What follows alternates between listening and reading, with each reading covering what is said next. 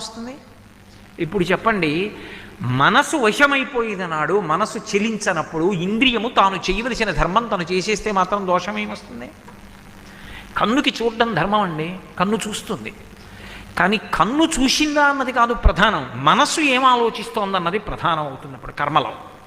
నేను ఇలా కూర్చుని ఆవిడ వంక అలా చూస్తున్నాను అనుకోండి, వీడు ప్రవచనం చేయడానికి వచ్చి అలా చూస్తున్నాడు ఏమిటి ఆవిడ్ని అనుకున్నారనుకోండి, నేను అలా చూడడం దోషంలా కనిపించవచ్చు. కానీ నేను అలా చూస్తున్నప్పుడు ఓ నా తల్లి కామాక్షి పరదేవత ఎర్రటి బట్ట కట్టుకుంటుంది, మెడలో ముత్యాల హారం వేసుకుంటుంది, నా తల్లి ఇంత బొట్టు పెట్టుకుంటుంది, మా అమ్మ పద్మాసనం వేసుకుంటుంది.